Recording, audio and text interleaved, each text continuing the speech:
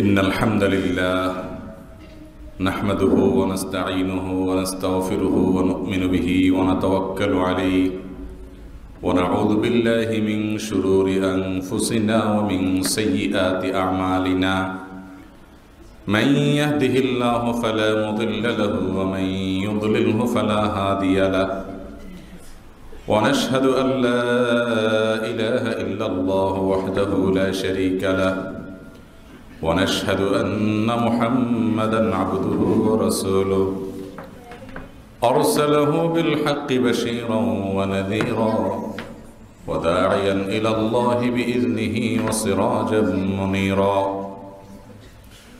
أما بعد فقد قال الله تبارك وتعالى في كلامه المجيد وفرقانه الحميد بعد أعوذ بالله من الشيطان الرجيم فمن زحزح عن النار وأدخل الجنة فقد فاز দূরদূরান্ত থেকে আগত প্রাণপ্রিয় দিনী ভাইরা, আজ আমাদের আলোচনার বিষয়বস্তু হলো নওয়াকিদুল ঈমান বা ঈমান ভঙ্গের কারণসমূহ। ঈমান ভঙ্গের কারণ, এই বিষয়টির গুরুত্ব যে সবচাইতে বেশি অন্য যে কোনো বিষয়ের চাইতে, সেটা বোঝার জন্য আমার মনে হয় খুব বেশি আলোচনা করার প্রয়োজন নেই। কারণ আমাদের সবচেয়ে মূল্যবান সম্পদের নাম কি? ঈমান। ঈমানটা যদি ঠিক থাকে, এরপরে আমল যুক্ত হলে সেটা আমাদের সেই ঈমানটাকে সার্থক করে দিবে, আমাদের জীবনটাকে সার্থক করে দিবে ইনশাআল্লাহ। আর যদি ঈমানই না থাকে, তাহলে কোনো আমলই আল্লাহ রাব্বুল আলামিনের কাছে কাউন্ট হবে না। রাসূল করিম সাল্লাল্লাহু আলাইহি ওয়াসাল্লাম ইরশাদ করেছেন, একটা সময় আসবে যখন মানুষ ইউসবিহুর রাজুলু মুমিনান ওয়া ইউমসি কাফিরা, সকালবেলা ঈমানদার থাকবে, সে সন্ধ্যায় কি হয়ে যাবে? বেঈমান হয়ে যাবে, কাফের হয়ে যাবে। তার মানে কি? ঈমানটা ভেঙে যাবে, ঈমানটা নষ্ট হয়ে যাবে, ঈমান হারা হয়ে যাবে। নবী আলাইহিস সালাতু ওয়াস সালামের এই হাদিস থেকে পরিষ্কারভাবে আমরা জানতে পারলাম যে ঈমান ভাঙে, ঈমান ছুটে যায়, ঈমান চলে যায়, ঈমান আমরা হারিয়ে ফেলতে পারি, ঈমান নষ্ট হয়ে যেতে পারে। ঠিক না বে ঠিক? যেহেতু আমরা এটুকু জানলাম যে ঈমান ভাঙে, ঈমান চলে যায়, তাহলে কিসের কারণে ঈমান ভাঙে, কোন কোন কথায়, কোন কোন কাজে, কোন কোন বিশ্বাসে আমাদের ঈমান নষ্ট হয়ে যাবে, সেগুলো আমাদের জানার প্রয়োজন আছে না নাই? কিয়ামত যত নিকটবর্তী হচ্ছে, ফিতনা, পরীক্ষা, ধাঁধা, ধোঁয়াশা, বিভ্রান্তি কমছে নাকি বাড়ছে? প্রতিনিয়ত বাড়ছে। শুধু কি বাড়ছে? রাসূল করিম সাল্লাল্লাহু আলাইহি ওয়াসাল্লাম ইরশাদ করেছেন, কিয়ামতের পূর্বে ফিতনা পতিত হবে কিরকম? বৃষ্টির ফোঁটার মতো। বৃষ্টির ফোঁটা যেরকম অনবরত পড়তে থাকে, ফিতনা এরকম একের পর এক, একটা ধোঁয়াশা কাটতে না উঠতে আরেকটা দেখা দিবে। বিভিন্ন মুখরোচক স্লোগান নিয়ে, আকর্ষণীয় নাম নিয়ে মানুষের সামনে হাজির হবে।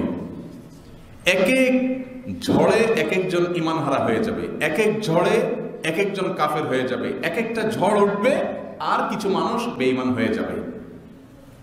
প্রিয় ভাইরা আমার, কিয়ামতের পূর্বের সেই সময়টা আমরা পার করছি, ঠিক না বে ঠিক? কত রকমের ধোঁয়াশা, কত রকমের বিভ্রান্তি, কত রকমের ভুল বোঝাবুঝি, কত রকমের সমস্যা যে আমাদেরকে মোকাবেলা করতে হয়, সেটা একমাত্র আল্লাহ রাব্বুল আলামিন ভালো জানেন। মুহতারাম হাজিরিন, সেজন্য আমাদের ঈমান ভঙ্গকারী বিষয়গুলোকে প্রতিটি পয়েন্ট পয়েন্ট আকারে আমাদের মধ্যে রপ্ত করতে হবে। প্রতিটি পয়েন্টকে আমাদের অনুধাবন করতে হবে, বোঝার চেষ্টা করতে হবে। আল্লাহ রাব্বুল আলামিন আমাদের সবাইকে সেই তৌফিক দান করুন। আমিন। সাহাবায়ে কেরাম রিদওয়ানুল্লাহি তাআলা আলাইহিম আজমাইন ঈমান নিয়ে বড় বেশি চিন্তিত থাকতেন। আমরা সেই প্রসিদ্ধ হাদিসের কথা জানি, নাফাকা হানজালা, হানজালা মুনাফিক হয়ে গেছে। দৌড়ে ছুটেছে নবীজির দরবারে, ইয়া রাসূলুল্লাহ নাফাকা হানজালা, আমার ঈমান চলে গেছে ইয়া রাসূলুল্লাহ, আমি মুনাফিক হয়ে গেছি। আবু বকর রাদিয়াল্লাহু তাআলার সাথে দেখা, তিনি বলছেন আমারও তো একই অবস্থা, তাহলে আমিও কি বেঈমান হয়ে গেলাম কিনা, বেঈমান হয়ে গেলাম কিনা, ঈমান আছে না চলে গেল। এটা নিয়ে নবীজির উপস্থিতিতে যখন ফিতনা এখনকার তুলনায় শতভাগের এক ভাগও ছিল না। কিয়ামত যত নিকটবর্তী হচ্ছে ফিতনা বাড়ছে না, তাহলে তখন ফিতনার তুলনামূলক কম ছিল না বেশি ছিল? ফিতনা এখনকার তুলনায় কম ছিল, ধোঁয়াশা কম ছিল, বিভ্রান্তি কম ছিল, ঈমান বিধ্বংসী ঝড়, ঈমান বিধ্বংসী তুফান এত ছিল না। তারপরেও সাহাবীরা ঈমান নিয়ে টেনশন ছিলেন, পেরেশান ছিলেন। আমি আজ 18-19 বছরের মতো দাওয়াতি ফিল্ডে কাজ করছি, মসজিদে জুমা পড়ানো, খুতবা দেওয়া, আলোচনা করা। আমার এই দীর্ঘ দাওয়াতের ইতিহাসে শত শত মানুষ দেখেছি, এসেছে জিজ্ঞাসা করেছেন যে হুজুর অমুক কাজ হয়ে গেছে, আমার ওযু আছে না নাই, অমুক কাজ হয়ে গেছে, নামাজের মধ্যে নামাজ নষ্ট হয়ে গেছে কিনা, অমুক কাজ করে ফেলছি, অমুক কথা বলে ফেলছি, এখন আমার দাম্পত্য সম্পর্কটা আছে না ভেঙে গেছে, অমুক কাজ করে ফেলছি, রোজাটা ছিল না নষ্ট হয়ে গেছে। এরকম বহু প্রশ্ন মানুষ করে। এমন মানুষ খুব বেশি পাই নাই যে দৌড়াতে দৌড়াতে এসে বলেছেন হুজুর অমুক কথাটা বলে ফেলেছি, অমুক আদর্শটা অন্তরে ধারণ করে ফেলেছি, আমার এটা কি ঠিক হলো কিনা, ঈমান এতে কি থাকলো না চলে গেল, এই প্রশ্ন করার মানুষ সচরাচর পাওয়া যায় না। এই সমাজের মানুষ আমরা নামাজ ভঙ্গের কারণ জানি, ওযু ভঙ্গের কারণ জানি, রোজা ভঙ্গের কারণ জানি, কিন্তু ঈমান ভঙ্গের কারণ জানি না। সবচেয়ে দামি সম্পদ যেটা, সেটারই রক্ষণাবেক্ষণের কোনো খবর নেই। আমাদের ওযু আছে না নাই প্রতিদিন কয়েকবার মনে পড়ে, আসরের ওযুটা এখন মাগরিবের পরে আছে না চলে গেল, কত টেনশন হয়। অথচ বছরকে বছর চলে যায়, ঈমানটার কথা একবার মনে পড়ে না, আছে না চলে গেছে। এটা কি ভালো কথা না খারাপ কথা বলে ভাইরা আমার? যেখানে নবী সাল্লাল্লাহু আলাইহি ওয়াসাল্লাম বলেছেন সকালের ঈমানদার ইউসবিহুর রাজুলু মুমিনান ওয়া ইউমসি কাফিরা, সকালে ঈমানদার বিকালে বেঈমান হয়ে যাবে। তার মানে ঈমানটা ওযুর চাইতেও ঠুনকা হয়ে যেতে পারে, ওযুর মতো ঠুনকা হয়ে যাবে। সেখানে আমাদের সকাল বিকাল ঈমানের খবর নেওয়া তো দূরের কথা, মাসে 6 মাসেও ঈমানের খবর নেওয়ার প্রয়োজন আমরা বোধ করি না, জানি না যে ঈমান ভাঙতে পারে। এখনো বাংলাদেশের বহু মানুষ আছে যে ঈমান ভঙ্গ হয়, ঈমান ভঙ্গেরও কারণ আছে, এ সম্পর্কে আমাদের ধারণাও নেই। আল্লাহ রাব্বুল আলামিন আমাদেরকে ঈমানের রক্ষণাবেক্ষণ করা, ঈমানের নবায়ন করা, ঈমানটার একটু খোঁজ খবর নেওয়ার তৌফিক দান করুন। আমিন। মুহতারাম হাজিরিন, ঈমান ভঙ্গের যে কারণসমূহ, যেসব কারণের ভিত্তিতে আমাদের ঈমান নষ্ট হয়ে যাবে, আমরা ঈমান হারা হয়ে যাব, সেই কারণগুলো মৌলিকভাবে 3 প্রকার। কয় প্রকার? 3 প্রকার। সেই 3 প্রকারের ঈমান ভঙ্গের কারণগুলোকে পয়েন্ট আকারে অনেক ওলামায়ে কেরাম 10টি বলেছেন, অনেকে আরো কম বা বেশি বলেছেন, আর এটাকে দৃষ্টান্ত দিতে গেলে শত শত দৃষ্টান্ত এটার বের করে আনা যাবে। কিন্তু মূল কারণ ঈমানকে ভঙ্গ করে দেয় এরকম কারণ কয়টা? 3টা। প্রথম কারণ হলো শিরকে আকবার, বড় শিরক। আল্লাহ রাব্বুল আলামিনের কাছে যেটা সবচেয়ে অপছন্দনীয়, সবচেয়ে আল্লাহ রাব্বুল আলামিনের কাছে যেটা বড় অপরাধ, সেই শিরকটা যদি বড় শিরক, চরম পর্যায়ের শিরক হয়ে যায়, তাহলে ঈমান নষ্ট হয়ে যায়, ঈমান ভঙ্গ হয়ে যায়। বড় শিরক যেটা, এ সম্পর্কে আল্লাহ রাব্বুল আলামিন কোরআনে কারিমে বলেছেন, ইন্নাল্লাহা লা ইয়াগফিরু আন ইউশরাকা বিহি ওয়া ইয়াগফিরু মা দুনা যালিকা লিমান ইয়াশা। আল্লাহ রাব্বুল আলামিনের সঙ্গে শিরক করা হলে এটা আল্লাহ তাআলা মাফ করবেন না, এটা আল্লাহ তাআলা মাফ করবেন না। এটা আল্লাহর ওয়াদা, এটা আল্লাহর অঙ্গীকার, ডিসিশন। শিরক ছাড়া বাকি যেগুলো আছে সেগুলো আল্লাহ তাআলা যাকে ইচ্ছা তাকে মাফ করবে, যাকে ইচ্ছা মাফ করবে না। কিন্তু শিরকটা ক্ষমার অযোগ্য অপরাধ। মুসনাদ আহমদের এক হাদিসে বর্ণিত হয়েছে, নবী আলাইহিস সালাম বলেছেন, কিয়ামতের দিন আল্লাহ রাব্বুল আলামিনের কাছে 3 ধরনের মামলা উপস্থিত করা হবে। প্রত্যেক মানুষ 3 ধরনের মামলার কোনো একটা ক্যাটাগরিতে পড়বে। আসামি যারা হবে, মুজরিম যারা হবে, এক ধরনের মামলা থাকবে ক্ষমা এবং জামিনের অযোগ্য, সেটা হলো এই শিরকের অপরাধ। আরেক ধরনের মামলা থাকবে যেটা ক্ষমার যোগ্য, কিন্তু আল্লাহ ক্ষমা করবেন না, সেটা হলো বান্দার হক। আর আরেক প্রকার মামলা হবে যে মামলাগুলো বান্দা এবং আল্লাহর মাঝে, আল্লাহ চাইলে বান্দাকে মাফ করে দিতে পারেন, চাইলে নাও পারেন, সেটা হলো বান্দার ইবাদত, সালাতের ত্রুটি, সিয়ামের ত্রুটি, হজের ত্রুটি, এগুলো আল্লাহ চাইলে বান্দাকে মাফ করতেও পারে, চাইলে সামান্য শাস্তি দিয়ে তারপরে মওকুফ করতে পারেন। এটা আল্লাহ ইখতিয়ারাধীন, আল্লাহ রেখেছেন। আমাদের সমাজে এই যেটা একটু তুলনামূলক সহজ, ওইটা নিয়ে মাশাআল্লাহ গুরুত্ব কম বেশ আমরা দেই, নামাজ, রোজা, হজ, যাকাত, তাই না? বান্দার হকেরও খবর নাই। আর যেটা জামিনের অযোগ্য, ক্ষমার অযোগ্য, ওইটার ব্যাপারে আল্লাহ তাআলা কোনো কথাই শুনানি হবে না। ওই মামলার আসামি হলে কোনো কি হবে না, শুনানি হবে না, শুনানি ছাড়া জাহান্নাম এবং চিরকালের জন্য। সেটা নিয়ে আমাদের কোনো খোঁজ খবর নাই।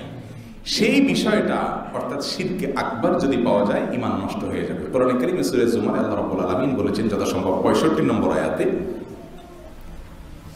হে রাসূল, ওয়ালাকাদ উহিয়া ইলাইকা ওয়া ইলাল্লাযীনা মিন ক্বাবলিক লাইন আশরাকতা লায়াহবাতান্না আমালুক ওয়া লাতাকুনান্না মিনাল খাসিরিন। হে রাসূল, আপনি এবং আপনার পূর্বে যত নবী রাসূল পৃথিবীতে এসেছেন সবার প্রতি একটি কমন ফরমান জারি করা হয়েছে যে আপনি যদি শিরকে লিপ্ত হন, আল্লাহু আকবার, রাসূলকে আল্লাহ তাআলা বলতেছেন লাইন আশরাকতা, হে রাসূল, আপনি নবী রাসূল হওয়ার পরে যদি, নবী রাসূলরা কখনো শিরকে লিপ্ত হবেন না, এটা কথার কথা বোঝার জন্য, যদি আপনিও শিরকে লিপ্ত হন, লায়াহবাতান্না আমালুক, আপনার সমস্ত আমল আগে যা করেছেন সব বরবাদ এবং ক্যান্সেল, এক্স হয়ে যাবে। ওয়ালা তাকুনান্না মিনাল খাসিরিন, এবং আপনি সবচেয়ে বেশি ক্ষতিগ্রস্ত হয়ে যাবেন। প্রিয় ভাইরা আমার, প্রিয় নবী সাল্লাল্লাহু আলাইহি ওয়াসাল্লাম সহ সমস্ত নবীদেরকে আল্লাহ তাআলা এই কথা বলেছেন। তার মানে শিরকের আগে যদি ভালো আমল করে থাকে ওইটাও বাদ। এখান থেকে বোঝা গেল ঈমান আনার পরে যদি কেউ শিরকে লিপ্ত হয়, তার সব আমল বরবাদ হওয়া মানে হলো সে ঈমান থেকে কি হওয়া, খারিজ হয়ে যাওয়া। এই জন্য ঈমান ভঙ্গের প্রথম কারণ হলো বড় শিরিক। শিরকের মধ্যে আরেকটা আছে ছোট শিরিক। সেই ছোট শিরকের মধ্যে একটা আছে গুপ্ত শিরিক, আর একটা আছে প্রকাশ্য শিরিক। প্রকাশ্য শিরিক হলো আমাদের কিছু বলার ভুল, আমরা কিছু কথা মুখে বলতে ভুল বলি, কিন্তু ঈমানের ভুল নাই, বিশ্বাসে ভুল নেই। যেমন আমরা আল্লাহ ছাড়া অন্য কারোর নামে শপথ করলাম। নবী সাল্লাল্লাহু আলাইহি ওয়াসাল্লাম ইরশাদ করেছেন, মান আরাদা আন ইয়াহলিফা ফালিয়াহলিফ বিল্লাহি আও লিয়াসমুত। কেউ শপথ করলে আল্লাহর নামে করবে, আল্লাহ চুপ থাকবে, কারণ নামে শপথ করা যাবে না। কিন্তু আমাদের দেশে মায়ের নামে, বাবার নামে, এটার নামে, সেটার নামে শপথ আছে না নেই? অনেক ভাইরা করি, না বুঝে করি। ছেলের মাথা ছুঁয়ে করি, ক্যাশ বাক্স ছুঁয়ে করি, টাকা ছুঁয়ে করি, গায়ের স্টিয়ারিং এর হুইল ছুঁয়ে করি, হ্যাঁ, নিজের মাথা ছুঁয়ে করি, মায়ের মাথা ছুঁয়ে বলি, মায়ের শপথ করি, দেশের শপথ করি, কত আইটেমের যে শপথ আছে। অথচ শপথ শুধুমাত্র আল্লাহর নামে করতে হয়, অন্য কারোর নামে শপথ করা জায়েজ নাই। তো এটা ছোট শিরক, এটা বড় শিরক না। এটার কারণে যদি মুশরিক হয়ে যেত, তাহলে তো আমাদের আর ইমানদার কোলে একজনও পাওয়া যেত কিনা সন্দেহ, শতকরা।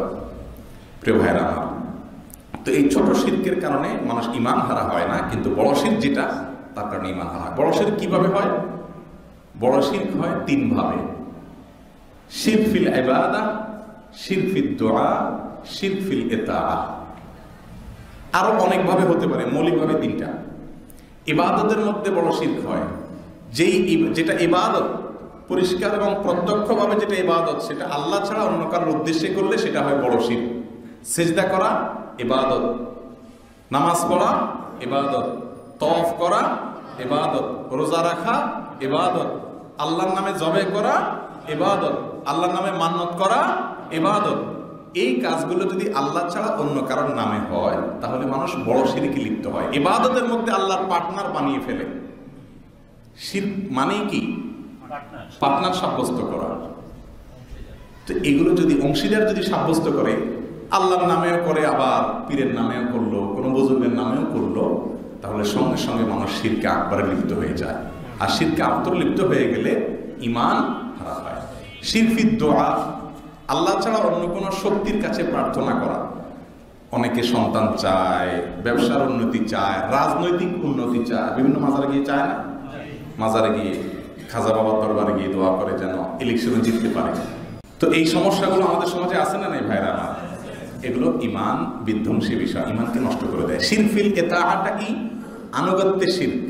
আল্লাহ রাব্বুল আলামিনকে যেভাবে আনুগত্য করেন হুবহু ওইভাবে যদি অন্য কাউকে আনুগত্য করেন, সেটা কোনো পীর হতে পারে, কোনো ইজমের অনুসরণ হতে পারে, কোনো নেতার অনুসরণ হতে পারে, সেই অনুসরণটা যদি এই লেভেল পর্যন্ত চলে যায়, এই পর্যায় পর্যন্ত যদি চলে যায় যে আল্লাহর জায়গায় বসায় ফেললেন, আল্লাহকে যেভাবে মানেন সেভাবে, অন্ধের মতো নির্দেশ শুনছেন আর কোনো কথা নাই।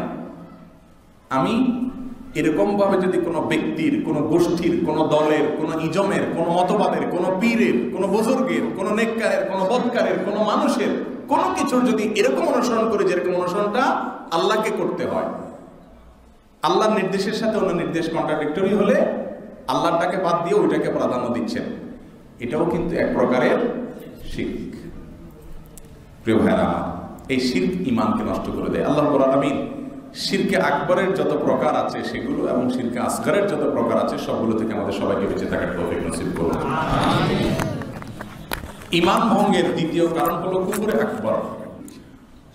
বড় কুফরি যেটা, এই বড় কুফরিটা হলো আল্লাহ রাব্বুল আলামিনের কোনো নির্দেশ, কোনো আদেশ, দ্বীনে ইসলামের কোনো বিষয় যেটা স্বতঃসিদ্ধভাবে প্রমাণিত, অকাট্য এবং সুস্পষ্টভাবে প্রমাণিত, এরকম কোনো কিছুকে যদি কেউ মুখে অস্বীকার করে অথবা অন্তরে অস্বীকার করে, তাহলে সেক্ষেত্রে সেও ঈমান থেকে বিচ্ছিন্ন হয়ে যায়, খারিজ হয়ে যায়, কুফরে আকবর। আর 3 নম্বর হলো নেফাকে আকবর, বড় মুনাফিকি। এটাও ঈমান ভঙ্গের কারণ। বড় মুনাফিকি কি? বড় মুনাফিকি হলো অন্তরে কুফর, মুসলমানদের প্রতি বিদ্বেষ, ইসলামের প্রতি বিদ্বেষ, কিন্তু মুখে সমাজের মানুষের চাপে, ভয়ে মুসলমানদের ভান করে, টুপিটা মাঝে মধ্যে লাগায়, মসজিদে যায়, নামটা মুসলমানের বলে আমি মুসলমান, কিন্তু তার অন্তরে আসলে মুসলমানদের প্রতি কোনো ভালোবাসা নাই, সম্প্রীতি নাই, মায়া নাই, মমতা নাই। তার অন্তরে মুসলমানদের প্রতি বিদ্বেষ আছে, ঘৃণা আছে, ইসলাম সে চায় না। এরকম লোক আছে না নাই? বিভিন্ন সেক্টরে আজ আমাদের সমাজে এরকম মানুষ আছে। এটাকে বলা হয় নেফাকে আকবর। উপরে ফিটফাট, ভেতরে সদরঘাট, মানে ঈমান নাই। বুঝতে পারছেন? এটা ঈমান ভঙ্গের কারণ। আরেকটা আছে ছোট মুনাফিকি, যে ভেতরে ফিটফাট, উপরে সদরঘাট, অর্থাৎ ভেতরে ঈমানটা আছে, আল্লাহর প্রতি বিশ্বাস, আখিরাতের বিশ্বাস, ইসলামের প্রতি বিশ্বাস সবই আছে, কিন্তু কাজে কর্মে মিথ্যা কথা বলে, ওয়াদা খেলাফ করে। এটা হলো ছোট মুনাফিকি। এটার কারণে মানুষ বেঈমান হয় না, কিন্তু উপর দিয়ে আপনার মুসলমানের ভান করলো, ভেতরে কুফরি ধারণ করলো, এটা হলো বড় মুনাফিকি। তাহলে বড় শিরিক, বড় কুফরি, বড় মুনাফিকি, এই 3টা হলো ঈমান ভঙ্গের মূল কারণ। শিরক হলো পার্টনার সাব্যস্ত করা, কুফর হলো অস্বীকার করা, ডিনাই করা, অবিশ্বাস করা, আর নেফাক হলো ভেতরে কুফরি লালন করে উপর দিয়ে মুসলমানের ভান ধারণ করে মুসলমানদের সঙ্গে মিশে থাকা। এই 3টা জিনিস মানুষের ঈমানকে নষ্ট করে দেয়। এমনকি অনেক মুসলিম ভাই নামাজ পড়েন, রোজা রাখেন, মসজিদে আসেন, এমন আছেন যে একটা পর্যায়ে তার অন্তরে ইসলামের কোনো বিষয়ের প্রতি, যেটা সুস্পষ্ট এবং অকাট্যভাবে প্রমাণিত, এরকম কোনো বিষয়ের প্রতি তার সন্দেহ তৈরি হয়েছে। এটা যথার্থতা নিয়ে, যৌক্তিকতা নিয়ে, উপযুক্ততা নিয়ে, এই যে সংশয় বা সন্দেহ তৈরি হলো, এর ফলেও সে কি হয়ে যেতে পারে? ঈমান থেকে বের হয়ে যেতে পারে। এরকম অনেক মুসল্লি ভাইরাও আছেন। কিন্তু ঈমান ভঙ্গের এই 3টা কারণ আবার মানুষের মধ্যে দেখা যায় 3 ভাবে। কয়ভাবে? 3 ভাবে। শিরিক, কুফর, নেফাক, এগুলো মানুষের মধ্যে পাওয়া যায় কয়ভাবে? 3 ভাবে। বিশেষ করে প্রথম 2টাকে বলা যায় এগুলো 3 ভাগে পাওয়া যায়। যেমন শিরিকটা ইতিকাদের মধ্যে হতে পারে, বিশ্বাসের মধ্যে শিরিক হতে পারে, আবার কর্মের মাধ্যমে শিরিক হতে পারে, উক্তি বা মন্তব্যের মাধ্যমে শিরিক হতে পারে। একইভাবে কুফরি, এটা শুধু অন্তরে হতে পারে, তাহলে সেটা নেফাকের পর্যায়ে যাবে। আর যদি মুখে কুফুরিটা বাক্য উচ্চারণ করে, তাহলে মন্তব্যের মাধ্যমে কুফুরি হতে পারে। আবার কিছু কর্ম আছে যে কর্মগুলোর মাধ্যমে কুফুর হতে পারে। আমরা এক্সাম্পল দিলে পরিষ্কার হয়ে যাবে। বিশ্বাসগত শিরিক কি? কে মনে করলো যে আসলে অমুক পীর বা অমুক বুজুর্গ বা অমুক নেতা আসলে আল্লাহ রাব্বুল আলামিন একা সবকিছু করেন না, এটা কিছুটা ভাগে যোগে হয়, এই সাইডটা আল্লাহ তাআলা ওনাকে দিয়ে দিয়েছেন। যেমন হিন্দুরা মনে করে যে সরস্বতীর কাছে শিক্ষার বিভাগটা দিয়ে দিয়েছে ঈশ্বর, অতএব এটা সে দেখাশোনা করে, এটা ডাইরেক্ট ঈশ্বরের কাছে চাওয়া লাগবে না, এটা সরস্বতীর কাছে চাইলে সে ঈশ্বরের দেওয়া পাওয়ার অনুযায়ী দিয়ে দিবে। আমাদের মুসলমানদের মধ্যে এরকম অনেক ধারণা আছে না নেই? যার কারণে মনে করে যে কোনো পীর, কোনো বুজুর্গ, কোনো জীবিত মৃত মানুষ, তার কাছে এরকম কোনো পাওয়ার আছে। আল্লাহ দেয় ঠিক আছে, কিন্তু ওনার মাধ্যমে দেয় বা ওনার কাছে চাইতে হবে, ওনার মাধ্যমে চাইলে পাওয়া সহজ হবে। এটাও এক প্রকারের শিরক, এটা বিশ্বাসগত বিষয়। এবার আসেন কর্মগত শিরক। কেউ আল্লাহ ছাড়া অন্য কাউকে সিজদা করলো, কবরে গিয়ে সিজদা করলো, এটা কর্ম। সিজদাটা তো বিশ্বাস না, কর্ম। এই কর্মের মাধ্যমে সে কি করলো? যেটা আল্লাহকে করা যায় সেটা অন্য কাউকে করলো, তাহলে পার্টনার বানায় ফেললো, শরীক করে ফেললো। আছে না নাই? 3 নম্বরে উক্তিগত শিরক। কেউ মন্তব্য করলো, মুখে বললো যে আরে শুধু আল্লাহ আল্লাহ বললে হয় নাকি, আরে আল্লাহ দিয়ে কি হয়, নাউজুবিল্লাহ, আল্লাহ লাগে বুঝলাম, আল্লাহ দিয়ে হয় না, সাথে ইল্লাহ লাগেই লাগে। এরকম যদি বলে তাহলে সেটাও কি হবে? শিরক। এটা হলো উচ্চারণগত শিরক। এরকম আরো শত শত এক্সাম্পল দেওয়া যাবে। কুফুরের ক্ষেত্রে একই কথা, অন্তরে কুফুর আছে, অবিশ্বাস আছে, না ইসলামে আসলে সবই ঠিক আছে, কিন্তু এই জিনিসটা আসলে ঠিক না ইসলামের, তার মানে ওইটাকে সে অস্বীকার করলো। এই যে অস্বীকৃতি, এটা হলো কি? কুফুর। এই অস্বীকৃতিটা হলো কি? কুফুর। এটা অন্তরে হতে পারে অস্বীকৃতি, মুখে বলতেছে না কিন্তু তার অন্তরে অবিশ্বাস আছে, নেফাক যেটাকে বলে। আরেকটা হলো কাজের মাধ্যমে কুফুর। যেমন সে এমন কোনো কাজ করলো যে আল্লাহর প্রতি অবিশ্বাস প্রমাণ করলো। যেমন তার জীবনে জন্ম থেকে মৃত্যু পর্যন্ত বা কোনো একটা লেভেলে এসে সেখান থেকে ইসলামের কোনো ধোয়া মোছা ছিটে ফোটা কিচ্ছু নেই, না নামাজ, না রোজা, না হজ, না যাকাত, না কোরআন, না হাদিস, না জিকির, না আল্লাহর নাম, না রাসূলের কথা, না টুপি, না নামাজ, মসজিদ, কিচ্ছু নেই। এরকম অনেক মানুষ আছে না নাই? মুসলমান কিন্তু না, কিন্তু ইসলামের হামজাটাও নাই, মানে কিচ্ছু নেই। একটা দলে জুমা ঈদ পড়ে, নামাজটা অন্তত পড়ে, চুরিদারিও করে, সাথে বিভিন্ন আইটেমের মুসলমান আছে। কিন্তু কিছু লোক আছে নাম মুসলমানের সন্তান, আদম সময়তে মুসলমান, কিন্তু তার জীবনে ইসলামের কোন নাম গন্ধ ছিটে ফোটা কিচ্ছু নেই। তার আচরণটা প্রমাণ করছে সে আসলে আল্লাহকে বিশ্বাস করে, ইসলামের প্রতি, কোরআনের প্রতি তার বিশ্বাস নাই।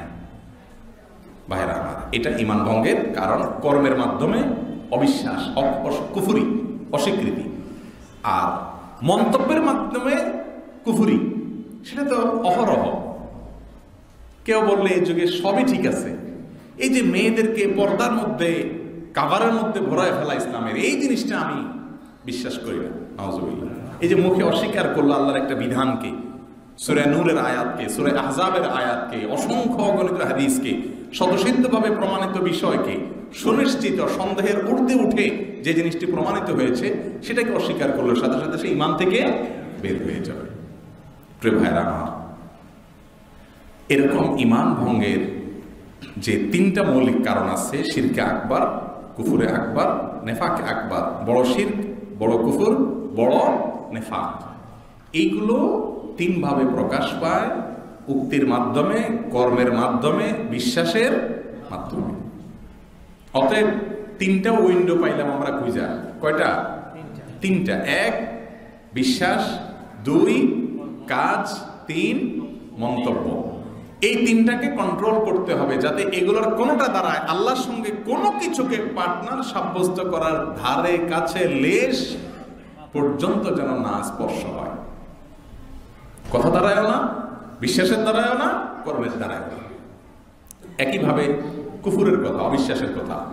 আল্লাহ রাব্বুল আলামিনের প্রতি অবিশ্বাস প্রকাশ হয় এমন কোনো কথা, কাজ, বিশ্বাস যেন অন্তরে না আসে। আল্লাহ রাব্বুল আলামিন আপনাকে আমাকে এই সবগুলো থেকে হেফাজত থাকার তৌফিক দান করুন। প্রিয় ভাইয়েরা আমার, তাহলে ফিতনার চতুর্মুখী আক্রমণের এই যুগে অনেক প্র্যাকটিসিং মুসলিম, নিয়মিত সালাত আদায়কারী মানুষ, মসজিদে আগমনকারী মানুষ, ইসলামের প্রতি অনেক আনুগত্য প্রকাশকারী মা বোন ভাইয়েরা নিজেদের অজান্তে আমরা আমাদের ইমানটা খুইয়ে বসে আছি। আমি নামাজ পড়ছি, আমি রোজা রাখছি, আমি হজ করছি, আমি জাকাত দিচ্ছি, অথচ আমি বেঈমান হয়ে আসি বহু আগেই। আমি তো আশা করছি আখিরাতে কিছু পাবো, অথচ আমার কোনো হিসেবের খাতায় নামই নাই, কাটা হয়ে গেছে বহুত আগে। এরকম পরিস্থিতি থেকে আল্লাহ রাব্বুল আলামিন আমাদের সবাইকে হেফাজতে থাকার তৌফিক দান করুন।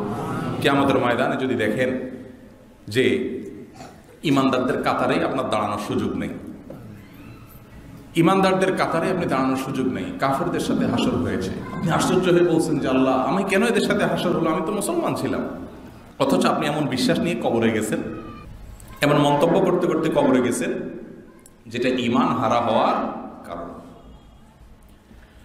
আল্লাহ সুবহানাহু ওয়া তাআলা আমাদেরকে বারবার আমাদের ঈমানগুলোকে নবায়ন করা, ঈমানগুলোকে রিপেয়ার করা, ঈমানকে পরিচর্যা করা, ঈমানের রক্ষণাবেক্ষণ করা, ঈমান নিয়ে চিন্তা করা, ভাবনা করা, এগুলোর তৌফিক নসিব করুন।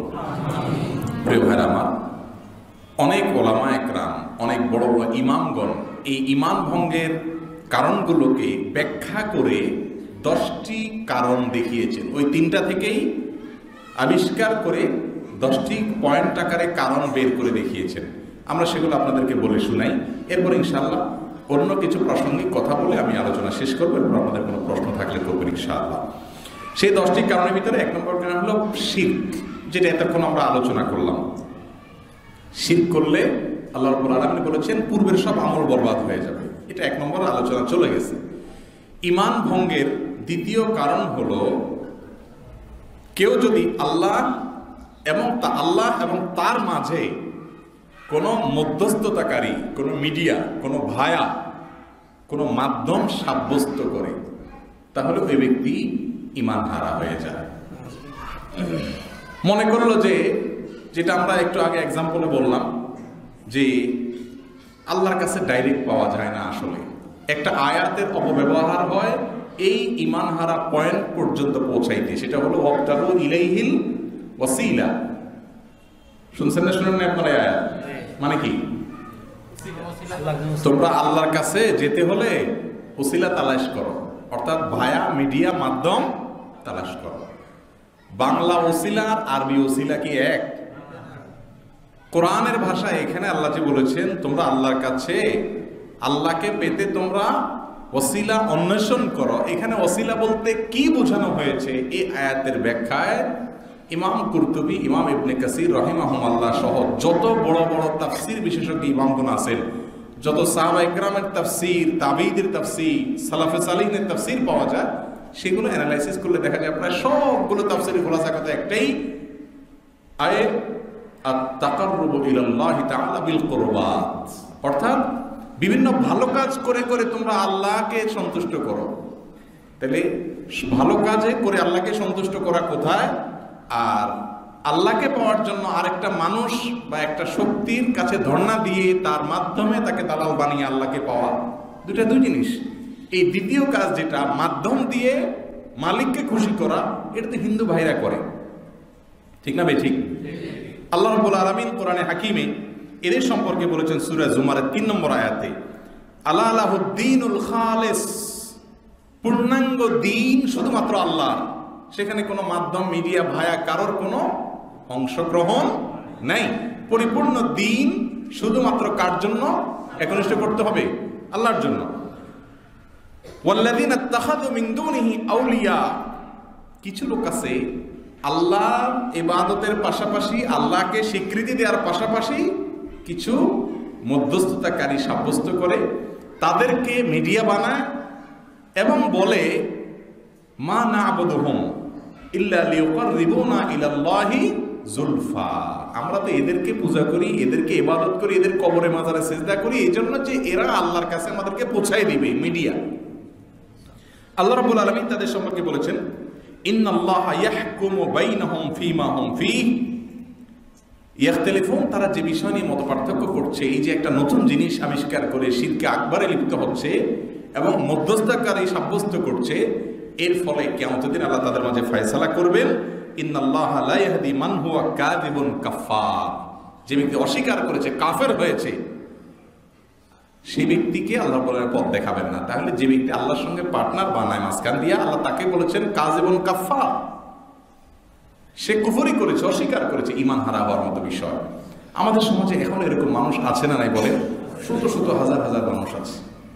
আল্লাহ রাব্বুল আলামিন কিছু দেওয়ার জন্য কোনো মিডিয়ার প্রয়োজন আছে? নাই। আল্লাহ বলেছেন উদউনি আস্তাজিব লাকুম, তোমরা আমার কাছে দোয়া করো, আমি তোমাদের দোয়া কবুল করব।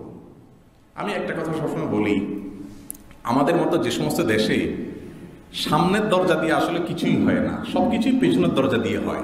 একটা ট্রেনের টিকিট কাটতে যাবেন ঈদের সময়, তাও আপনি কাউন্টারে গেলে পাবেন না, পেছনে পাবেন। ঠিক না ঠিক? সরকারি বেসরকারি যে কোনো দরকারি কাজে আপনি সামনে কিছু পাবেন না, টেবিলের নিচ দিয়ে সবই হবে। এরকম দেশের মানুষ হলে সমস্যা হয় কি, ইমানেরটাকে আমরা এরকম মনে করি যে আল্লাহকে মনে হয় ডাইরেক্ট পাওয়া যাবে না, আল্লাহর মতো অনেক দালাল টালাল আছে, এদেরকে পেমেন্ট করলে, হাদিয়া তোফা দিলে, খাওয়াইলে টাওয়াইলে এরা আল্লাহর সাথে চুকাই দিবে। কথাটা কি বুঝতে পারছেন? যেহেতু দেশে বা জাগতিক ক্ষেত্রে দেখি যে সব জায়গায় ডাইরেক্ট হয় না, ঘুরে গেলে হয় ঠিকই, তো আল্লাহটাও মনে হয় নাউজুবিল্লাহ ডাইরেক্ট হবে না। জান্নাত ট্রেনের টিকিট যদি 500 টাকার টিকিটই পাওয়া না যায় ডাইরেক্ট, জান্নাত কেমনে পাবো? এটাও একটা দালালের দরকার। এ দালাল ধরলে, দালাল রে হাদিয়া তোফা টোফা দিলে সে পার করবে। আসলে মাঝে মধ্যে দালালের খপ্পরে পড়ে মানুষের সব খুইয়া বসে থাকে না? আমাদের অবস্থা হবে কিয়ামতের দিন, যেসব ভাইরা এরকম বিশ্বাস করে তাদের অবস্থা হবে এরকম যে দুনিয়াতে সহায় সম্পদও দিল, আখিরাতে দালালের মায়ের খাবে, সেও মায়ের খাবে। ঠিক না বে ঠিক? আল্লাহ রাব্বুল আলামিন আমাদের ঈমানগুলোকে হেফাজতে রাখার তৌফিক দান করুন। ঈমানদারের সাথে আল্লাহ রাব্বুল আলামিনের কানেকশনের জন্য কোনো ভায়ার প্রয়োজন নাই। ইবলিস কাফের না ঈমানদার? শুধু কাফের না, রাইসুল কুফার, নেতা না? কুফরি এটা পৃথিবীতে বা সৃষ্টি জগতে প্রথম দেখাইছি তো, সেই অস্বীকৃতি, অবিশ্বাস, ডিনাই করা। এই ইবলিস আল্লাহর কাছে দোয়া করছে না করে নাই? রাগের মুহূর্তে আল্লাহ সিজদা করতে বলছেন, সাথে সাথে অস্বীকার করছে, সাথে সাথে আবার বলতেছে ফানজিরনি ইলা ইয়াউমি ইউবাসুন, আল্লাহ কিয়ামত পর্যন্ত হায়াত দেন। চিন্তা করেন, মাত্র আল্লাহর আইন নির্দেশ অমান্য করছে, এই রাগান্বিত অবস্থায় স্বীকার করছে, সাথে সাথে আবার আল্লাহর কাছে চাওয়ার পরে আল্লাহ আবার সাথে সাথে আল্লাহ আবার বলছেন নাকি, বেয়াদব, মাত্র তুই আমার হুকুম লঙ্ঘন করলি, আদম সিজদা করলি না, আবার চাইয়া বসছস, আবদারও করছস। আল্লাহ তো এটা বলেন নাই। আল্লাহ কি বলছেন?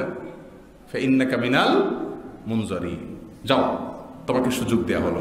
দোয়ার সাথে সাথে মঞ্জুর। ইবলিসের দোয়া যদি কবুল হয় ভায়া ছাড়া ডাইরেক্ট, তো আপনার দোয়া কবুল হবে না, আপনি ঈমানদার।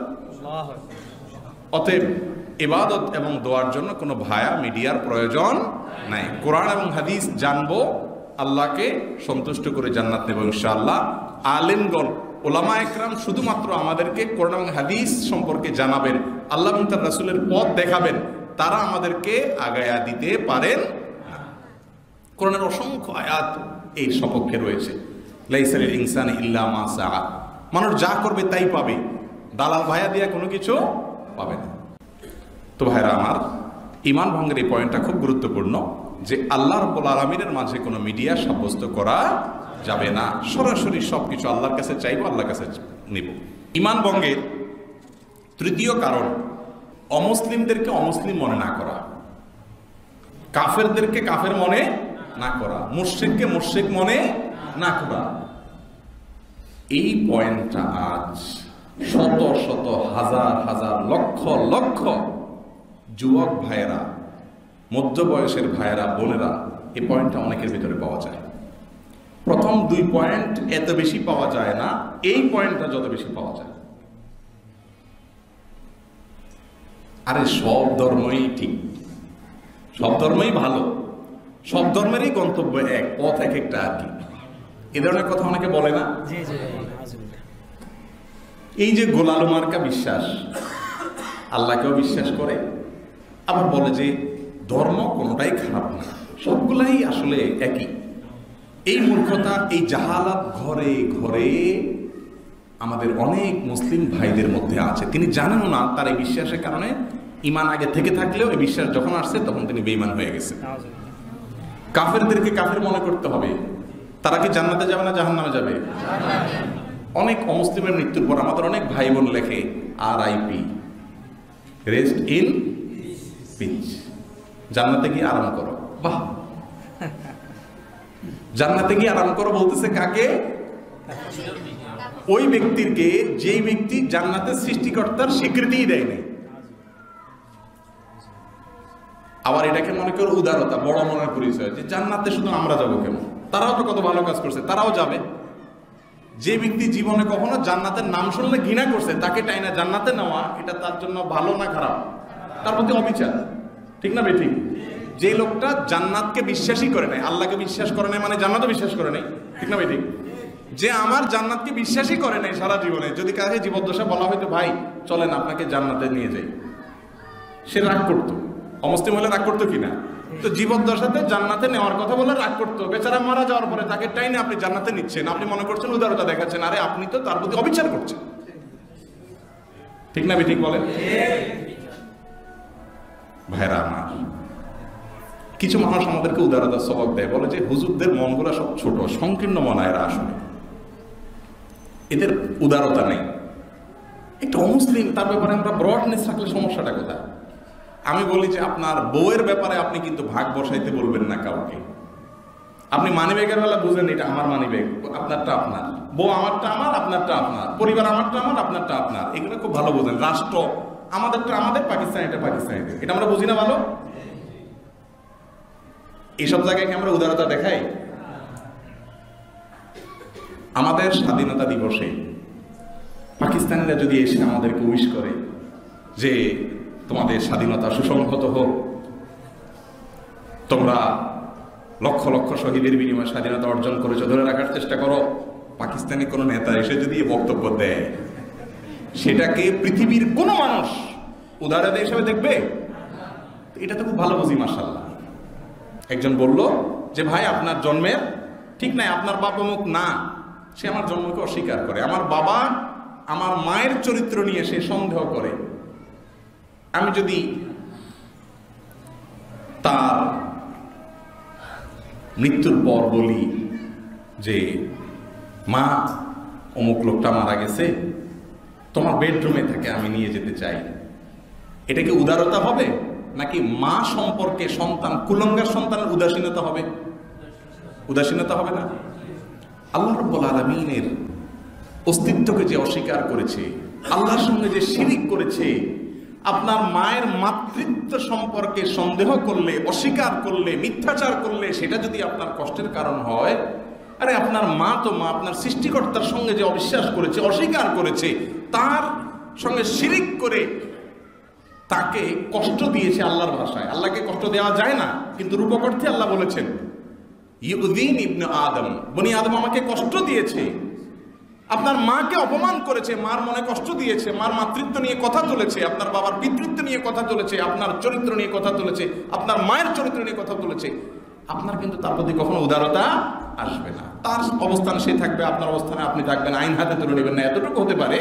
কিন্তু তাই বলে আপনি তার সঙ্গে মাখামাখি করতে যেতে পারেন না। ধর্মের বেলায় আসলে আমাদের উদারতা গদগদ করে, ঠিক না বেঠিক? তো এটা ঈমান ভঙ্গের কারণ ভাইরা আমার। এটা উদারতা নয়, এটা উদাসীনতা, এটা উদাসীনতা, এটা দেউলিয়াপনা, এটা আপনার বিশ্বাসের ব্যাপারে আপনার কনফিডেন্টের অভাব। আপনি নামধারী মুসলিম, আপনি আল্লাহর ক্ষেত্রে মুসলিম হতে পারবেন না। অমুসলিম ভাই বোন যারা আছেন তাদের প্রতি সদাচরণ করা, তাদেরকে যথাযথভাবে মর্যাদা দেওয়া, সামাজিকভাবে তাদের সঙ্গে সহাবস্থান করার নির্দেশ আল্লাহ তাআলা করেছেন সূরা হুজুরাতের মধ্যে। আল্লাহ ইরশাদ করেছেন লা ইয়ানহাকুমুল্লাহু আনিল্লাযীনা লাম ইউকাতিলুকুম ফিদ-দীন ওয়া লাম ইউখরিজুকুম মিন দিয়ারিকুম আন তাবাররুহুম ওয়া তুকসিতু ইলাইহিম ইন্নাল্লাহা ইউহিব্বুল মুকসিতিন। আল্লাহ রাব্বুল আলামিন তোমাদেরকে নিষেধ করেন না অন্য ধর্মের মানুষ অমুসলিমদের সাথে সদাচরণ করতে। আল্লাহ নিষেধ করেন না, বরং সদাচরণকারীকে আল্লাহ তাআলা ভালোবাসেন যদি তারা তোমাকে তোমার দেশ থেকে বের করে না দেয়, ধর্মযুদ্ধ তোমাদের উপরে চাপিয়ে না দেয়, শান্তিপূর্ণ সহাবস্থান করে, তাহলে তাদের সাথে দুরাচরণ না করে ভালো আচরণ করতে আল্লাহ কি করেন না? নিষেধ করেন না। প্রিয় ভাইরা আমার, তাহলে এখান থেকে পরিষ্কারভাবে বোঝা গেল যে অন্য ধর্মের মানুষের প্রতি আমাদের উদারতা থাকবে, কিন্তু সেই উদারতার একটা সীমানা থাকতে হবে। থাকতে হবে কি হবে না বলেন? উদারতার একটা সীমানা থাকতে হবে। আমার বিশ্বাসের সঙ্গে তার বিশ্বাস যখন যায় না, আমি তার জন্য যদি দোয়া করি, যারা রেস্ট ইন পিচ লেখেন তারা দোয়া কার কাছে, মুসলমান দোয়া কার কাছে করবে? শুধু আল্লাহর কাছে। তো আল্লাহর কাছে যদি বলে আল্লাহ আপনাকে যে অবিশ্বাস করেছে, আপনার সঙ্গে যে শিরিক করেছে, তাকে আপনি আপনার জান্নাতে দিয়ে দেন, তাহলে এটা আল্লাহর কাছে এটা চাওয়া আর ও মায়ের চরিত্র নিয়ে সন্দেহ করা মানুষটার ব্যাপারে মায়ের কাছে কোনো আর্গুমেন্ট করা, দুটার মধ্যে কোনো বেশ কম নাই। আল্লাহ রাব্বুল আলামিন আমাদের ঈমানগুলোকে হেফাজত করার তৌফিক দান করুন। আমাদের অনেক ভাই বোন আছেন তথাকথিত উদারতা করতে গিয়ে এই কথাগুলো বলেন, সব ধর্মই ঠিক, সবই এক জায়গায় যাবে, এগুলো আমাদের বলার কোনো সুযোগ নেই। ইন্নাদ-দীন ইনদাল্লাহিল ইসলাম, আল্লাহর কাছে একমাত্র মনোনীত দিন হলো ইসলাম। আর ইসলাম ছাড়া অন্য কোনো দিন যদি আল্লাহর কাছে নিয়ে হাজির হয়, ফালান ইউকবালা মিনহু, তার থেকে সেটা গ্রহণ করা হবে না। আল্লাহ রাব্বুল আলামিন আমাদেরকে অমুসলিম ভাইদের প্রতি তাদের মর্যাদা, তাদের প্রতি দায়িত্ববোধ যেগুলো ইসলাম আমাদেরকে দিতে বলেছে সেগুলো দেওয়ার পাশাপাশি তাদের ব্যাপারে আমাদের ধারণাকে পরিষ্কার করার তৌফিক নসিব করুন। 4 নম্বর ঈমান ভঙ্গের কারণ হলো, কেউ যদি মনে করে প্রিয় নবী সাল্লাল্লাহু আলাইহি সাল্লামের আদর্শ, তার জীবন বিধান, তার নীতি, তার আদেশ নিষেধ, এগুলোর চাইতে এই যুগে অনেক বেটার আইডিওলজি চলে আসছে, অনেক উত্তম জীবন আদর্শ আছে, অমুকের জীবন আদর্শ, অমুক থিওরি, অমুক পরিচালনার আইডিয়া এখন ভালো, এখন ইসলাম আসলে এটা চলে না, এবাদতে চলে কিন্তু এই জায়গায় ইসলাম চলে না, ওই জায়গায় ইসলাম চলে না, আইন আদালতে ইসলাম চলে না, এই বিশ্বাস যদি কেউ করে তাহলে সে ঈমান থেকে খারিজ হয়ে যাবে।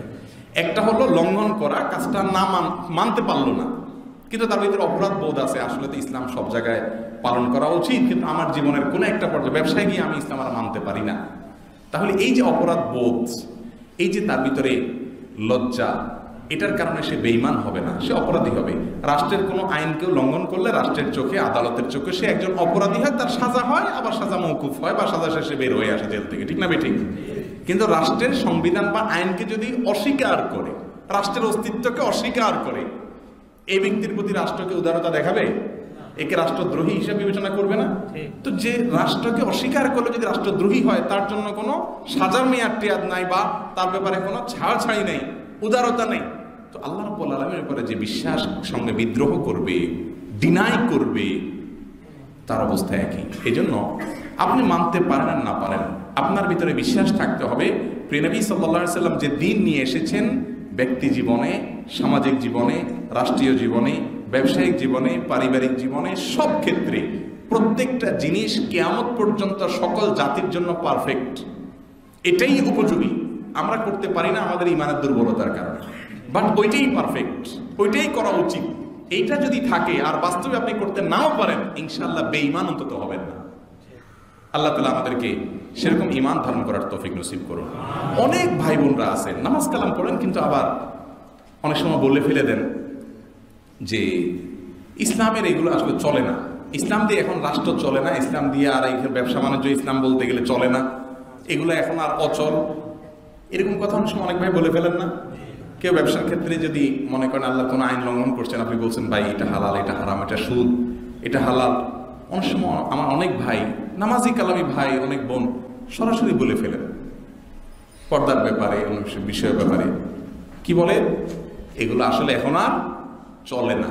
এই যে চলে না এর মানে হলো এটার উপযুক্ততা এখন আর নাই, সাথে সাথে কাফের হয়ে যাবে, ঈমান ভঙ্গ হয়ে যাবে। আল্লাহ রাব্বুল আলামিন আমাদেরকে হেফাজত থাকার তৌফিক দান করুন। কোরআনে কারিমে আল্লাহ রাব্বুল আলামিন এই আদর্শ যারা লালন করে তাদের সম্পর্কে নিজের সত্তার শপথ করে বলেছেন, ফালা ওয়া রাব্বিকা লা ইউমিনুনা হাত্তা ইউহাক্কিমুকা ফীমা শাজারা বাইনাহুম। তাদের মধ্যকার বিষয়গুলোতে রাসূল করিম সাল্লাল্লাহু আলাইহি সাল্লামের সিদ্ধান্তই চূড়ান্ত, ওইটাই যথার্থ, সেটাই উপকারী। জীবনের সকল ক্ষেত্রে এইটা যে মানবে না, আল্লাহ নিজের সত্তার শপথ করে কোরআনে মাত্র 2-3টা শপথ করেছেন। কোরআনে বহু শপথ আছে, তার সত্তার শপথ মাত্র 2 বা 3 জায়গা, তার মধ্যে এইটা এক জায়গা। আল্লাহ বলেছেন তোমার রবের শপথে মোহাম্মদ, সে কখনোই ইমানদার হতে পারবে না যে সকল ক্ষেত্রে মোহাম্মদ সাল্লাল্লাহু আলাইহি সাল্লামকে ফয়সাল, সিদ্ধান্ত দাতা হিসাবে তার ডিসিশনকে, তার আনিত দ্বীনকে, তার দ্বীনের সিদ্ধান্তকে, বিধানকে সর্বোচ্চ, চূড়ান্ত এবং একমাত্র সিদ্ধান্ত হিসেবে গ্রহণ না করবে।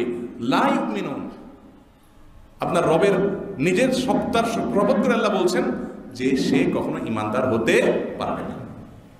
আল্লাহ রাব্বুল আলামিনের সমস্ত আদেশ নিষেধগুলোর প্রতি আমাদের আস্থা এবং বিশ্বাস অন্তরে পরিপূর্ণভাবে ধারণ করার তৌফিক নসিব করুন।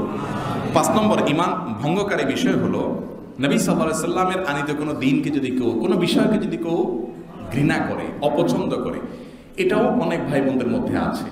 সব মানে ইসলামের সবই ঠিক আছে, কিন্তু এই যে দাদা মারা গেলে দাদার সম্পত্তি নাতি পাবে না, অসহায় হয়ে যাবে, কেমন কথা এটা ইসলামের, এটা আমি মানি না।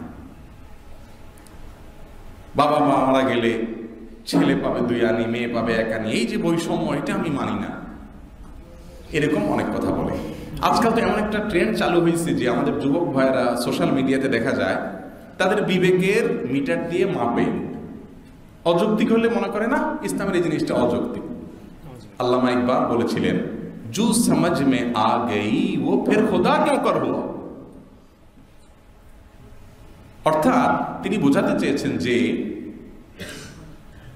যেই সত্তার আদেশ নিষেধ সব কিছুর যৌক্তিকতা আপনার বিবেকের মিটার দিয়ে আপনি মেপে ফেলতে পারছেন, সে আবার আল্লাহ কিভাবে হয়? কথা বুঝেন নাই? সৃষ্টি এবং স্রষ্টার মধ্যে পার্থক্য কোথায়? আপনি কোথায় আল্লাহ? আল্লাহর সবকিছু আপনার বুঝে আসবে না, সেটাই তো স্বাভাবিক, ঠিক কিনা বলেন? আল্লাহর সবকিছুকে আমাদের বুঝে আসাটা স্বাভাবিক, বুঝে না আসাটাই স্বাভাবিক। সবকিছু বুঝে আসবে না, সবকিছু বুঝে আসাটা কখনো স্বাভাবিক হতে পারে না। যার সবকিছু বুঝে আসে, জু সমাজ মে আ গই, যাকে আপনার ব্রেইনে আপনি আয়ত্ত করে ফেলছেন, ক্যাপচারে নিয়ে আসতে পারছেন, সে আবার আল্লাহ কিভাবে হয়? আল্লাহ তাকে আপনি ক্যাপচারই করে ফেলছেন, তাহলে আল্লাহকে আপনি ঢুকে ফেলছেন নিজের ব্রেইনে, কিভাবে সে আমার আল্লাহ হতে পারে? আল্লাহ তো সে যার সকল আদেশের বাস্তবতা রহস্য আপনি উদ্ঘাটন করতে পারবেন না। আপনার একটা অধীনস্থ একজন কর্মচারী আছে, তারা বললেন বাবা এই কাজটা করো। আপনার কর্মচারী বলে স্যার কেন করবো স্যার? আমি দেখতেছি এটা সরাসরি আপনার সম্পদের ক্ষতি স্যার, আমি নিজের হাতে আপনার এই অযৌক্তিক কথা মানতে পারি না স্যার, এটা আপনারই ক্ষতি হবে, আমি কেন করব? আপনি কি বলবেন? এই কর্মচারীর দাবিটা সঠিক না বেঠিক? বলেন কেন বেঠিক? আমি মালিক, আমি তোমাকে করতে বলেছি, কোনটাতে কি লাভ ক্ষতি আছে তোমার যা বুঝে আসছে আমার দূরদৃষ্টি আরো অনেক পরে, তোমার সাথে আমি ভালো বুঝি, নাহলে মালিক হই নাই, ঠিক না বেঠিক? তুমি কর্মচারী, তুমি তো সবকিছু বোঝো না, তোমাকে বলছি এটা করো। কর্মচারী যদি প্রত্যেকটা জিনিস তার বুঝে আসলে সে শুনবে, না হলে শুনবে না, এ কি কর্মচারী হওয়ার উপযুক্ত? তাহলে সে গোলাম হওয়ার উপযুক্ত না, যে মালিকের সবকিছু নিজের ব্রেন দিয়ে বোঝার চেষ্টা করে। আজকাল অনেক ভাই বোনরা এই ধরনের বিশ্বাস ধারণ করে, ইসলামের অনেক বিষয়কে নিজের বিবেক দিয়ে মিটার দিয়ে মাপেন। আমাদের বহু যুবক ভাই বোনদেরকে দেখা যায় সোশ্যাল মিডিয়াতে ইসলামের অনেক বিষয় নিয়ে উনি মাপেন, মেপে নবীজি সাল্লাল্লাহু আলাইহি সাল্লাম এতগুলো বিয়ে করেছেন, কেমনে হলো? এটা তো যুক্তিতে খাটে না, বেঈমান হয়ে গেছে। আছে না নাই? বেঈমান হয়ে গেছে। নবী সাল্লাল্লাহু আলাইহি সাল্লামের চরিত্র নিয়ে সন্দেহ করলেন, যথার্থতা নিয়ে সন্দেহ করলেন, ঈমানের গণ্ডি থেকে বের হয়ে গেলেন। আপনার সবকিছু বুঝে আসবে না ভাইরা আমার, ঠিক না বেঠিক? আল্লাহ রাব্বুল আলামিন আমাদেরকে পরিপূর্ণ আত্মসমর্পণ করার তৌফিক নসিব করেন। যারা নিজের বিবেককে সবকিছু বোঝার জন্য মানদণ্ড আর মাপকাঠি বানায়, এরা নিজের বিবেকের দাস, বিবেকের দাস। তারা মনে করে স্বাধীন, ওরা বড় গোলাম, ঠিক না বেঠিক? আমরা গোলাম আল্লাহ, ওরা গোলাম তাদের বিবেকের, তারা গোলাম তাদের বুঝের, সমঝের, তাদের যুক্তির, কিন্তু আমরা গোলাম কার? আহকামুল হাকিমিন রব্বুল আলামিনের। এ হলো পার্থক্য। আপনি একটা মানুষের বিবেকের গোলাম, আর আমি মানুষের সৃষ্টিকর্তার বিবেকের গোলাম। গোলাম আপনিও আমিও, পার্থক্য হলেই। আল্লাহ রাব্বুল আলামিন আমাদেরকে নিজেদের ঈমানের উপরে কনফিডেন্ট থাকার তৌফিক নসিব করুন। কিয়ামতের আগে অজস্র ঝড় আসবে, এক এক ঝড়ে কিছু মানুষ ঝরে যাবে, এক এক ঝড়ে কিছু মানুষ ঈমান হারা হয়ে যাবে। মৃত্যু পর্যন্ত ঈমানটাকে টেনে টুনে যেন সাথে নিয়ে যেতে পারি অক্ষত অবস্থায়, তাওহীদকে পরিপূর্ণ রেখে রব্বুল আলামিন আমাদের সবাইকে সেই তৌফিক নসিব করুন। ঈমান ভঙ্গের এই পয়েন্টটি সম্পর্কে আল্লাহ রাব্বুল আলামিন কোরআনে কারিমে বলেছেন, ওয়াল্লাযীনা কাফারু ফাতা'সাল লাহুম ওয়া আযাল্লা আ'মালাহুম। যারা আল্লাহ তাআলার কোনো কিছু অস্বীকার করবে, এটা মানি না, এটা মানে না, এটা অযৌক্তিক, আল্লাহ তাআলা তাদের আমলকে বরবাদ করে দিবেন এবং এদেরকে আল্লাহ বলেছেন তারা কাফের, কুফরি করেছে তারা। এবং আল্লাহ রাব্বুল আলামিন তাদের সম্পর্কে বলেছেন, যালিকা বিআন্নাহুম কারিহু মা আনজালাল্লাহ। কেন কাফের ঘোষণা দিয়েছেন আল্লাহ তাদেরকে? কারণ আল্লাহ যা নাজিল করেছেন সেগুলোর কোনো একটা কিছু অপছন্দ করছে। আমি ইসলামের সব পছন্দ করি, বাট এটা আমার ভালো লাগে না, এই যে অপছন্দ করলো, আল্লাহ বলেছেন যালিকা বিআন্নাহুম কারিহু মা আনজালাল্লাহ। আল্লাহর কোন নাজিলকৃত বিধানকে মা আম ব্যাপক কোনো একটাকে যদি অপছন্দ করে, ইসলাম এটা আমার ভালো লাগে না, এরকম যদি সে অস্বীকার করে তাহলে সে কাফের হয়ে যাবে। আল্লাহ তাআলা বলছেন ফাআহবাতা আমালাহুম, আল্লাহ রাব্বুল আলামিন তাদের সমস্ত আমলকে ক্রস করে দিবেন, ডিলিট, সব ক্যান্সেল, যদি এরকম কেউ অপছন্দ করে। 6 নম্বর ঈমান ভঙ্গের বিষয় হলো, ভাইরা আমার, দ্বীনের কোনো বিষয় নিয়ে বিদ্রূপ করলো, এটাও আজকাল পাওয়া যায়, কিছু পয়েন্টে বেশি পাওয়া যায়। একজন দাড়ি রাখছে, তো অনেক মুসলমানের সন্তান না বুঝে ওটা নিয়ে বিদ্রূপ করে, এটা যে তামাশার জিনিস না, এটা বুঝে না। আছে না আমাদের সমাজে? দাঁড়িয়ে রাখছে একজন, কিরে জঙ্গি হয়ে গেছিস তো, দাঁড়িয়ে নিয়ে তামাশা হলো কি হলো না? এ দাঁড়িয়ে তো রাসূল আকরাম সাল্লাল্লাহু আলাইহি সাল্লামের নির্দেশ, মা আনজালাল্লাহ, এটাকে যদি কেউ বিদ্রূপ করে, উপহাস করে, ঠাট্টা করে, এটা ঠাট্টা করার জিনিস না, সব জায়গা নিয়ে ঠাট্টা করা যায় না। আপনি বাংলাদেশের স্বাধীনতা নিয়ে যদি বিদ্রূপ করেন, আপনি সাধারণ অপরাধী হবেন না, বাংলাদেশ রাষ্ট্রের বিদ্রোহী হবেন, বিদ্রোহী সাব্যস্ত হবেন না? তো এটা তো আমরা ভালো বুঝি, মাশাআল্লাহ। আপনি দাঁড়িয়ে রাখতে পারেন না, এটা বড় কোনো দোষ না, কিন্তু ওইটাকে নিয়ে উপহাস করেন, ঠাট্টা করেন, মজাক করেন, ঈমান হারা হয়ে যায়। অনেক যুবক ভাইরা না বুঝে এমন করেন, বেঈমান হয়ে যান। এরপর ঈমান নবায়নের তৌফিক হয় না, কবরে বেঈমান হয়ে যান, নামাজ পড়ছেন এদিক দিয়ে। পর্দার বিধানকে নিয়ে তাচ্ছিল্য আছে না নাই? আরে এটা তো ভূতের মতো দেখা যায়, কেমনে থাকে, আরে পর্দা এটা চলে নাকি এই যুগে, এটা তো অস্বাস্থ্যকর। আল্লাহ রাব্বুল আলামিন যেখানে বলেছেন ইউদনিনা আলাইহিন্না মিন জালাবিবিহিন্না, মাথার উপরে কাপড়টাকে টেনে দিতে হবে, মাথার উপরেরটাকে টেনে দিতে হবে। এর মানে কি চেহারা প্রদর্শন? মাথার উপরেরটাকে ইউদনিনা আলাইহি, ইউদনিন এদনা, নিকটে করা, টেনে দেওয়া। জালাবিব, জেলবাবের বহু বচন, মাথার উপরে যে কাপড় থাকে সেটাকে জালাবিব বলা হয়, জেলবাব বলা হয়, সেটাকে টেনে দিতে বলছেন। আল্লাহ নিজে কাভার করতে বলেছেন, পর্দা করতে বলেছেন। আপনি বললেন আরে এটা চলে নাকি, অস্বাস্থ্যকর। এই যে ব্যঙ্গ বিদ্রুপ করে, আপনি নিজে পর্দা মানতে পারছেন না, বলেন যে আমার আসলে স্বাস্থ্যে কুলায় না, আমার কাছে অস্বস্তিকর লাগে, আমি চেষ্টা করেছি পারি না, আমার ধৈর্য কুলায় না, অপরাধ বোধ আছে, ইনশাআল্লাহ বেঈমান হবেন না। আল্লাহর কাছে মাফ চাইলে আল্লাহ তাআলা আপনার অপরাধ মাফ করে দিতে পারেন ইনশাআল্লাহ। কিন্তু কুফরি করেছেন, সর্বনাশ হয়ে যাবে। আল্লাহ তাআলা আমাদের সবাইকে এই পয়েন্টটা থেকে বেঁচে থাকার তৌফিক নসিব করেন। সূরা তাওবাতে আল্লাহ রাব্বুল আলামিন এই বিষয়ে বলেছেন, কুল আবিল্লাহি ওয়া আয়াতিহি ওয়া রাসূলিহি কুনতুম তাস্তাহজিউন। কিয়ামতের দিন কাফেরদেরকে শাস্তি দিতে বলা হবে, ও তোমরা সেই গ্রুপ যে ওই যে বুদ্ধিজীবী সাচ্ছিলা আর আল্লাহকে নিয়ে, তার রাসূলকে নিয়ে, তার আয়াতকে নিয়ে ঠাট্টা বিদ্রুপ মশকরা করতে বসে বসে, ও তোমরা সেই গ্রুপ। লা তা'তাযিরু, আজ কোনো ওজরকাহি করতে আসবে না। কদ কাফারতুম বাদা ঈমানিকুম, মুসলমানের সন্তান হয়ে তোমরা কুফরি করে ফেলেছো, বা মুসলমান হয়ে ঈমান আনার পরে আবার বেঈমান হয়ে গেছো, এই ঈমান ভঙ্গ হয়ে গেছে। এখান থেকে বোঝা গেল বিদ্রুপ করলে ঈমান ভঙ্গ হয়। 7 নম্বর কারণ হলো ঈমান ভঙ্গের জাদু। আল্লাহ রাব্বুল আলামিন সূরা বাকারাতে বিস্তারিত আলোকপাত করেছেন হাবিল, হারুত এবং মারুতের ঘটনা প্রসঙ্গে। একটা পর্যায়ে আল্লাহ রাব্বুল আলামিন এও বলেছেন যে সুলাইমান আলাইহিস সালাম কুফরি করেন নাই, কিন্তু কিছু লোক কুফরি শিখে হারুত এবং মারুত থেকে এই জাদু শিখে কুফরি করে ফেলেছে। তবে এই পয়েন্টটা নিয়ে অনেক ইমামদের মতপার্থক্য আছে, এটা নিয়ে অনেক ডিটেইল একাডেমিক আলোচনা আছে, আমরা সেদিকে গেলাম না। জাদু এর আশ্রয় যদি কেউ নেয়, এটা যদি কেউ শিখে, শেখায় এবং এটা প্রয়োগ করে, তো এই ব্যক্তিও ঈমান থেকে খারিজ হয়ে যায়। এটা একটা বলিষ্ঠ মত, কারণ এই টাইপের জাদু যারা করে তাদের দণ্ড ইসলামী বিধিবিধান অনুযায়ী সরাসরি হত্যা, মৃত্যুদণ্ড, এবং রাসূল আকরাম সাল্লাল্লাহু আলাইহি ওয়াসাল্লাম স্পষ্টভাবে বলেছেন। এরকম আর অনেকগুলো দলিলের ভিত্তিতে অনেক ইমামগণ এটি বলেছেন। এরপরে আসেন 9 নম্বর হলো অমুসলিমদেরকে, মুশরিকদেরকে সাহায্য করা, সহযোগিতা করা মুসলমানদের বিরুদ্ধে। আমাদের সমাজে আছে না এই রোগটা?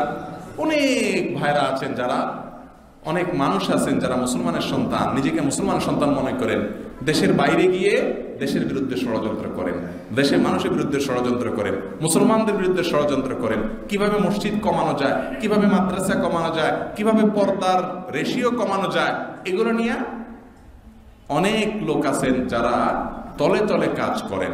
আছেন না নাই বলেন? পর্দা বেশি হয়ে গেলে তাদের মাথা ব্যথা শুরু হয়, মসজিদ মাদ্রাসা বেড়ে গেলে মাথা ব্যথা শুরু হয়, আলেম ওলামা বেড়ে গেলে মাথা ব্যথা শুরু হয়। এরা সবাই কাফের, ঈমান ভঙ্গের কারণ। আমরা ব্যক্তিকে নির্দিষ্ট করে বলবো না, কিন্তু মৌলিকভাবে এই কথা নীতিমালা আমাদের জেনে রাখতে হবে। মুসলমানদের বিরুদ্ধে যদি কোনো ষড়যন্ত্র তলে তলে করে, তাহলে সে ব্যক্তি কাফের হয়ে যাবে, ঈমান থেকে বের হবে। আল্লাহ রাব্বুল আলামিন বলেছেন তাদের সম্পর্কে, ইয়া আইয়ুহাল্লাযীনা আমানু লা তাত্তাখিযুল ইয়াহুদা ওয়ান নাসারা আউলিয়া, হে ঈমানদাররা তোমরা ইহুদি খ্রিস্টানদেরকে বন্ধু রূপে গ্রহণ করো না। বাহ্যিক বন্ধু হতে পারে, অন্তরঙ্গ বন্ধু রূপে গ্রহণ করবে না। বা'দুহুম মিন বা'দ, কারণ তারা একে অন্যের বন্ধু।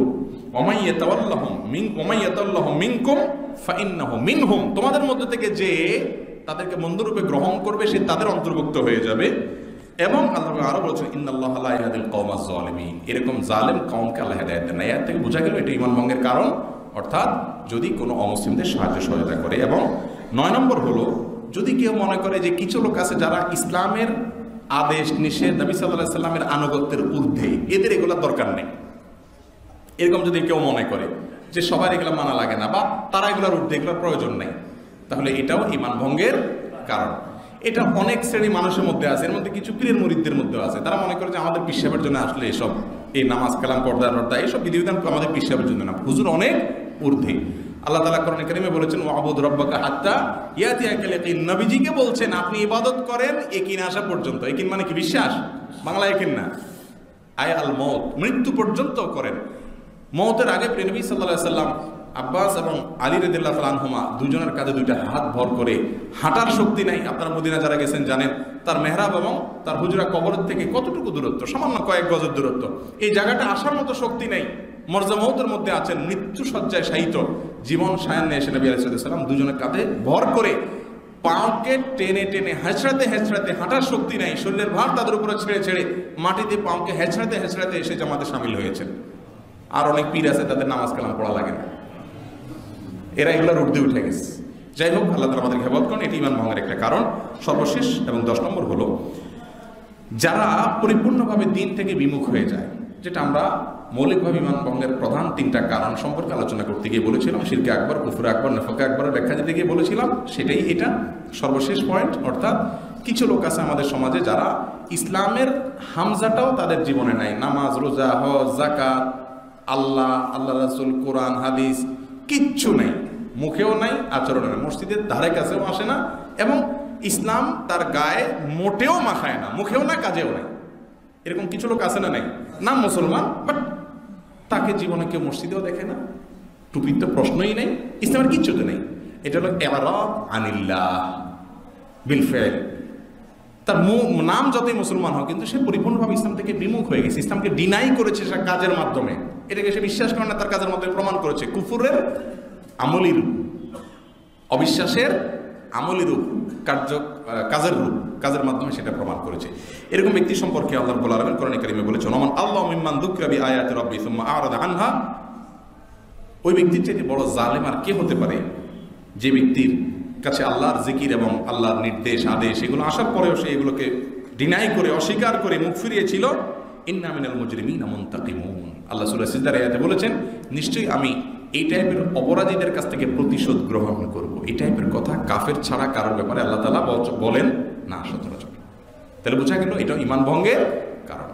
আল্লাহ রাব্বুল আলামিন ঈমান ভঙ্গের যত কারণ আছে, যত উপায় আছে, এই সবগুলোতে থেকে ফিতনার এই যুগে আমাদের সকল ঝড়ে ঈমানকে হেফাজত করে কবর পর্যন্ত, আল্লাহর সঙ্গে সাক্ষাৎ পর্যন্ত নিয়ে যাওয়ার তৌফিক নসিব করুন। প্রিয় ভাইরা আমার, ঈমান ভঙ্গের কারণ যেহেতু আপনারা জেনে গেছেন, অতএব এখন থেকে রাস্তাঘাটে যেখানে যাবেন, যাকেই পাবেন যে ঈমান ভঙ্গের কারণ তার মধ্যে পাওয়া গেছে, সাথে সাথে তাকে কাফেরের একটা ফতোয়া ধরায় দিবেন। ঠিক আছে না? কেন? ঈমান ভঙ্গের কারণ তো জেনে গেছেন, তাহলে ফতোয়া দিতে সমস্যা কোথায়?